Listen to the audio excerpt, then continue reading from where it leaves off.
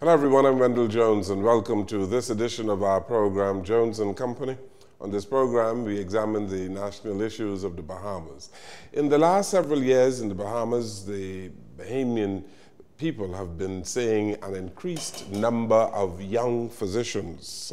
They are graduating from a University of the West Indies program here in the Bahamas. And so we have quite a cadre of young medical professionals in our country. And today on our program, we are going to talk about medicine in the Bahamas, young doctors, and we're going to talk about some of the non-communicable diseases that we have in our country as well. And we have one of the lecturers of the University of the West Indies program here in the Bahamas, and he's been on our program before, Dr.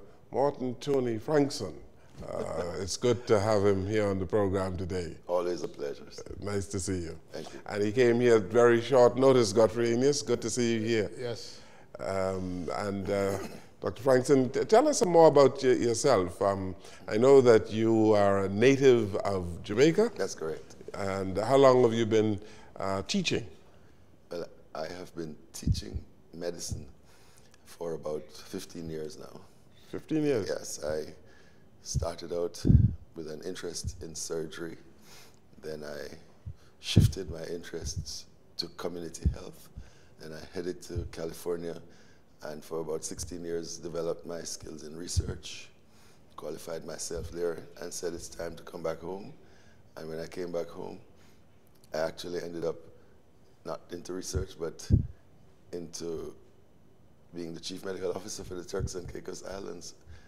I simply sent in my CV for a regular physician's job there, and they said, we need you as a CMO. So I had to change gears in my mind and take on my administrative training, and thank God I got some good grounding over the years. And then after 2 years of that, the university and the Caribbean Health Research Council had a program that interested me, which was to build within our institutions and other entities and increase capacity to do research that was of local relevance, health research. And that really intrigued me. So I swapped the administrative hat for what I was really trained for in California. And I've been doing that since. I've been teaching epidemiology, biostatistics, ethics as well, because the university I went to was a Christian-based university, and they required one ethics course, but I fell in love with ethics so much I did 3 times that amount. And I came back, when I came to the Bahamas 9 years ago, I came only to do the research. And as I landed, they said, and you're teaching ethics. I said, well, God, you knew what you were doing, setting me up from way back then. So I've been doing that as well as teaching research, and we've been having some great results here at the School of Clinical Medicine and Research in the Bahamas. In the last 9 years, we have had about 250 research projects. The shame of us is that we have not published most of them, but we're working on that. But it's alive and well and active. And most of it is really top quality work by doctors who are finishing up their specialty training. So they're not novices. And they are at some of their sharpest times that they will be in their lives, at least knowledge-wise. And they have done some really locally relevant research in several areas. And Bahamas is well recognized in, like, for example, our best area is research in the common conditions. The family medicine folks have been really doing a yeoman's job with that. So you have not been doing surgeries? No, I switched from that for several reasons. But one of the reasons actually was I was in ENT surgery, and one of the reasons was I really got tired of taking out gunshots from people's jaws and other preventable things. And it really struck me halfway in my training in surgery that somebody has to go and turn off the pipe rather than just bailing out the water down the road. Yes. And I always loved community health from high school. And in the days of O-levels, my high school did not have a particular course. It's called community health. I went to the headmaster. I asked him, could I study on my own and take this at O-levels? He said, sure, but nobody's here to supervise you. So I did, and those days I got a credit in it from Oxford. And I fell back on that memory when I had that little epiphany there. And in the middle of my ENT training, I said, it's time to go and into something of community impact. So I knew it was going to be a different road. I took it, and here I am. I teach community health to the medical students. We do research together in community-oriented research, clinical research, occasionally basic sciences, but not very much of that. When I was on Mona campus, we did more of the basic sciences in the mix as well. But it's been a real pleasure being in the Bahamas and really addressing some important needs that have not only benefited the Bahamas, they have improved in areas that we haven't even researched elsewhere in the Caribbean. So I wouldn't tell you we're the greatest, but Barbados, we're not far behind you. Jamaica, we're not far behind you. In fact, I think it's going to be a tie. A tie in terms of what? Quality of research and output. Oh, yes? So the quality of research in the Bahamas is really high. Health research, we have a serious ethics committee that is not afraid to reject your product if it is not of good quality. And you rewrite, you come up to speed, and then you get approval before you can get it done. And, you know, that's some of the things that are the things that guard us.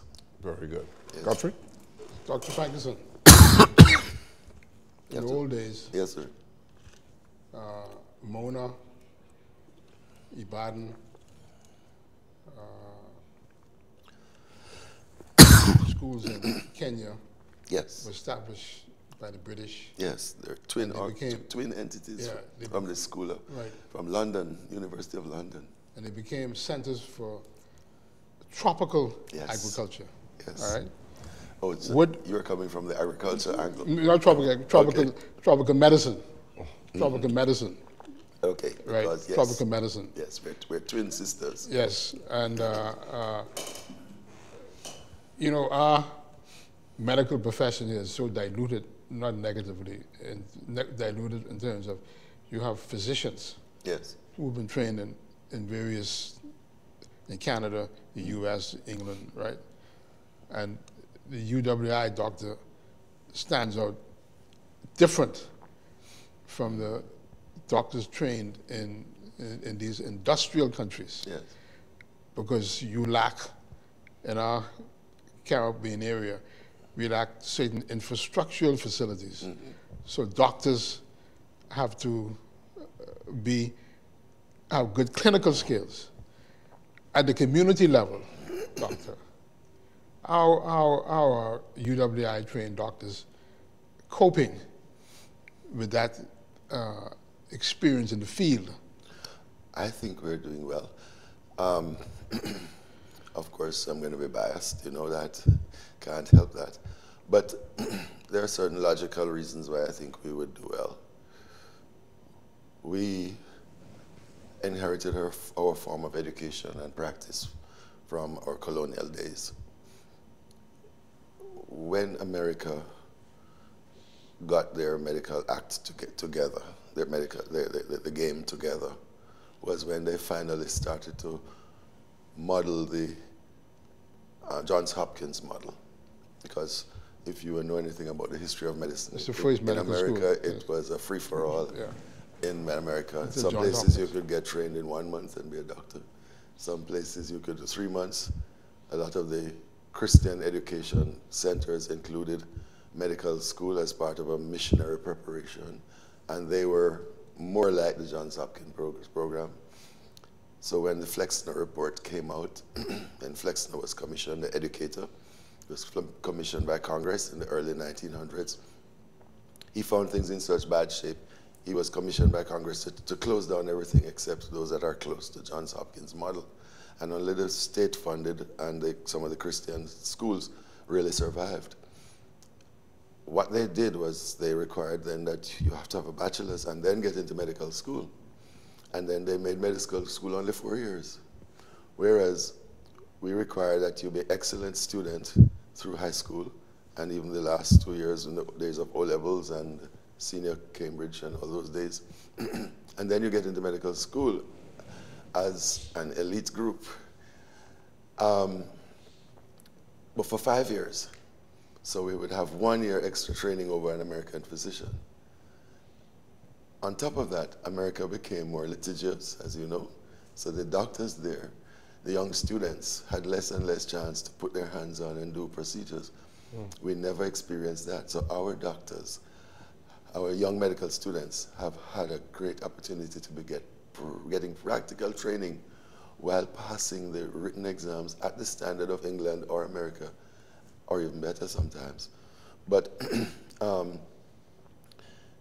it just stands to reason that if you only got 4 years, you can't learn as much as a person who is studying just as hard for 5 years, especially if you add to that a practical clinical mix that you're coming out very proficient skills-wise. The way the Americans correct it is they quickly tell you after the 4 years that you don't know anything yet. So you have to go into a specialty. What that has produced in America is more specialists than are needed in many areas. And so you find some of their specialists working in general practice to make up the difference and so on. So they have their problems that they're sorting out. But they have found a way to work it, to let them end up with the resources that they have, be among the world leaders when it comes to critical medical conditions. I think there's no denying that after you've finished not only medical training, but the postgrad years in America and the technical exposure, you have compensated. In the West Indies, as well as other territories like us, you have finished 5 years, you have the skills, and more now, as people go on to their specialties, they are performing their specialties, and they're carrying the responsibilities almost of the consultant. So you're carrying, we have postgrad or graduate students, we call them, working on their specialties, who are really working with heavy responsibilities to the human beings that they care for, and with very limited resources, as you allude to. It means that, and again, as you alluded to, where there is technology lacking, you really have to remember to think through things rather than send the person quickly for this test or that test or that test.